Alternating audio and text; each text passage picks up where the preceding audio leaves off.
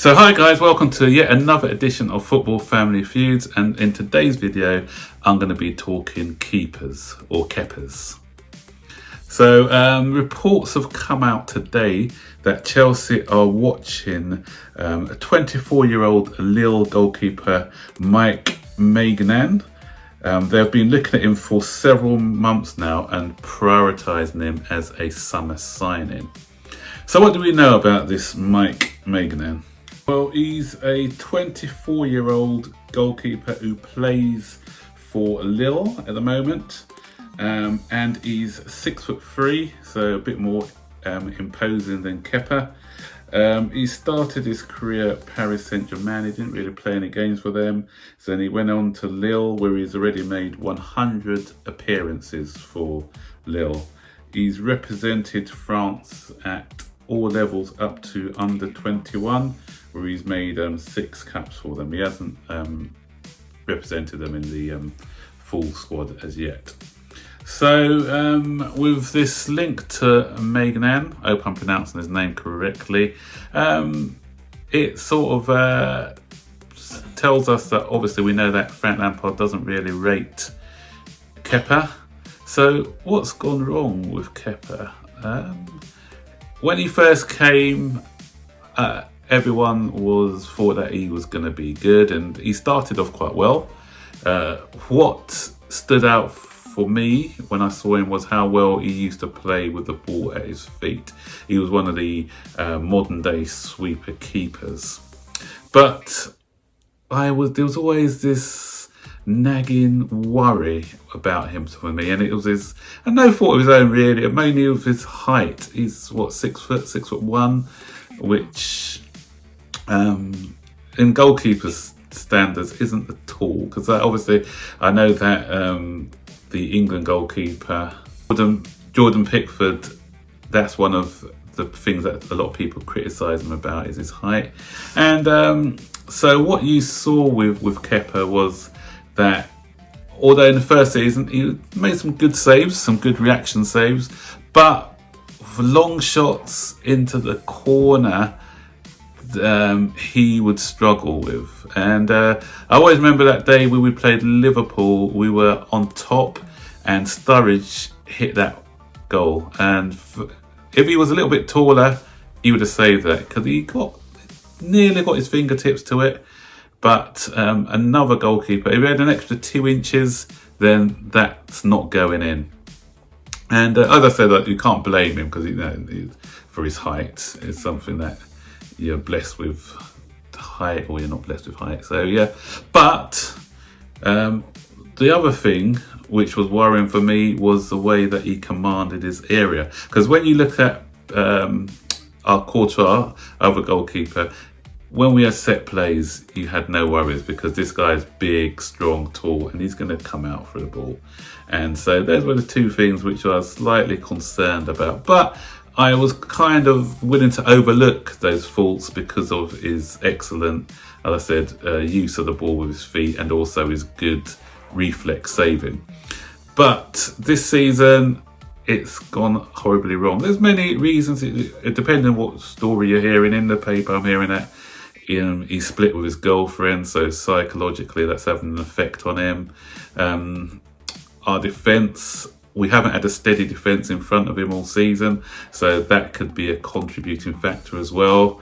But whatever it is, we don't know. But all we know is that he's been making a lot of mistakes this season. He's in his kicking, which was one of his strong points, what I mentioned earlier. That's been one of his weaknesses this season. How many times has he given the ball away in dangerous situations? I can remember he nearly cost us a place in the Champions League knockout stage when he kicked the ball straight to the Valencia striker. Luckily, that didn't result in a goal. So, as I said, with his poor kicking this season, his shot to save ratio is the worst in the league. I think I've mentioned that before in previous videos. And as I said, his confidence has taken a hit. A lot of people are saying that it's May just going through a little rough patch, and they are quoting De Gea and what he went through when he first came. But the differences between that is that De Gea made most of those mistakes in his first season. In his second season, he ironed out a lot of those mistakes, and he just got better and better. What we're seeing with Kepa is that he started off quite well, hit the ground running, but he's slowly getting worse. And I'm not sure what his attitude is like, because what we saw in the cup final against Manchester City, when he refused to come off, that either shows great self-belief or arrogance. I don't know which of the two it is. So he needed to be dropped, I feel, because if he comes back into the side now, he's going to have to come back and prove that he's the number one goalkeeper. I think he probably was getting too comfortable, because Caballero didn't get minutes apart from cup games, so he probably thought even if he's performing below par, then he's still going to be staying in the side. But as I said, now with Frank Lampard saying that he's willing to drop him if his performances are not up to scratch, then that may be the kick that he needs. But as I said, we are looking at other goalkeepers, and to me, Kepa was a bit of a panic buy, and it still grates me to this day, because we knew about Courtois. We knew that he wanted to go to Real Madrid, and we actually scouted Alisson, and from all the reports I heard, that he was interested in coming to us. He wanted to come and live in London, but we were there waiting on what Courtois was going to do. Although he stated many times that his preference was to go to Real Madrid. So I think we should have just said, you know what, off you go. And we should have got Alisson in nice and early. So when Liverpool just came in from nowhere, and with the money they got from Coutinho, and obviously Klopp's got a lot of charm. He's worked his charm on the goalkeeper.